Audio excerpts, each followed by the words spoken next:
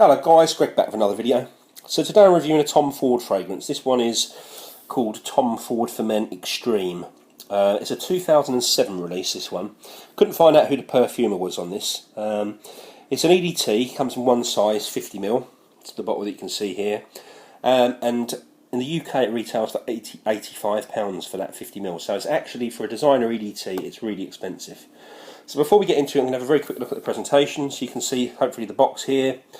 You've got your standard Tom Ford gold around the outside. You've got this nice gold edging to it. And this brown sort of amber part here is all ribbed cardboard. And that follows through onto the bottle as well. As you can see here, hopefully, you've got your Tom Ford there. And this thick amber glass, and it's all ribbed. Very, very classy. Nice looking gold cap. It's actually plastic and a little bit tacky, but it looks good enough.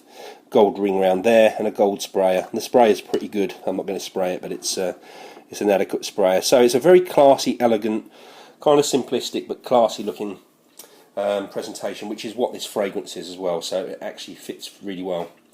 So what do I actually get from this? So just to explain, as with all of my fragrance reviews, I study and test the fragrance for weeks and weeks before I actually put a review out. I'm not one of these people that can pick up a fragrance, spray it on my arm and tell you exactly what's in it. I can, over a period of weeks, pick up things in the fragrance, and that's something I've got better at over time. So what I try to do is review the fragrance blindly as I can. Obviously, before I buy something, I've got an idea of the vibe, but I try and not study the notes, do my review, and then I'll check Fragrantica and base notes just to make sure that I'm in the ballpark and I haven't made a complete idiot of myself with what I'm saying. Thankfully, that hasn't happened yet. I've never changed a review after, putting it together and then looking at Fragrantica and base notes and changing it based on what they say. But on this fragrance, I actually pick up a lot of things that don't appear to be in the fragrance. But having said that, I'm pretty confident they are there. I definitely pick them up. I'm going to trust my nose rather than the notes listing, because I think that's the best thing to do, and it's the most valuable thing as a reviewer that I can do for you guys. So what I actually get from this one is, for the first spray, I get a very sort of tart fruit punch smell, and there's a lot of added herbs in there at the start. Now, it's the booziness of that fruit punch is reminiscent of rum, and it's actually quite in your face just for the first sort of 10 minutes. You also, right at the top, you get a lot of citrus and spices. Now, there's a fair bit of development in this fragrance on my skin. It's a subtle development. It does twist and turn and change. So after a few minutes, I get a big dose of plum and a big dose of fig. And they're very detectable in here. And also cedar comes in, which is quite a key note in the fragrance. Then what I get is an accord, which is kind of strange to say, but it's like a sweet that we get in the UK called Parma Violets. I'm sure you probably get them other places in the world. But violet, I've heard that there's violet leaf in this fragrance, but I would say there's actually violet as in the violet flower. May well be violet leaf as well.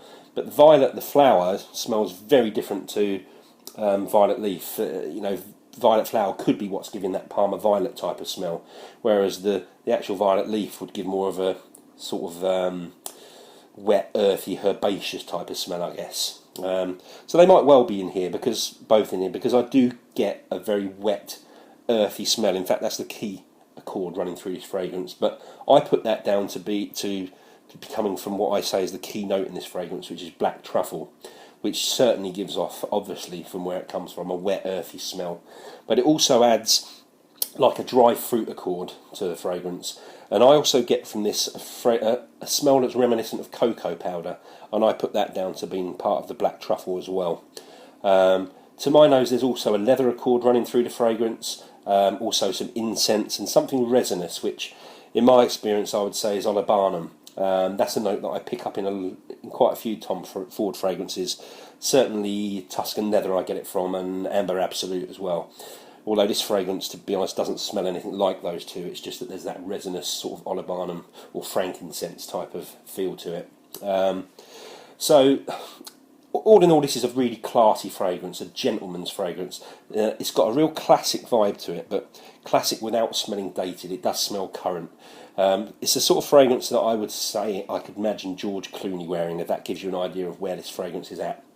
So I really like this one, but I'm slightly disappointed with it, because for the price point, the fact that it's a Tom Ford fragrance, the fact that it's called Intense, I expected a lot more from this. In terms of smell, yeah, it's really nice, but it misses that X factor, and it just falls short of being a truly excellent fragrance for me. In terms of performance on this, it's disappointing. I get about 4 hours total longevity on this, and for those 4 hours, apart from the first 10 minutes, the sillage and the projection are poor.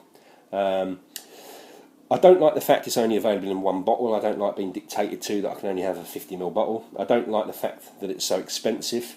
I think if you stuck another brand name on this, they wouldn't dare try and charge the sort of £1.70 per ml that they're asking for this. So yes, some things that I'm not happy with it, although I do like the fragrance. In terms of comparison, can't really think of anything that smells like this. Nothing that really resembles. In terms of purpose and occasion, it's an excellent professional scent, I'd say. A good work scent, good upscale scent. Something like if you were going to the theatre or something like that, would be a great fragrance. But if you're doing that, I would say carry a decant with you, because this one's probably going to be gone before your interval ice creams finish. To be perfectly honest, it's short-lived. So let's rate this one. I think it promised a lot, to be honest, but it only delivered a part of that promise. So I'm going to give this marks of 7.5 out of 10, which I think's fair, taking everything into consideration. So there you go, guys. It's another review done. Thanks so much for watching, as always. Please do rate, comment, and subscribe, and I'll see you all very soon with another video. Cheers.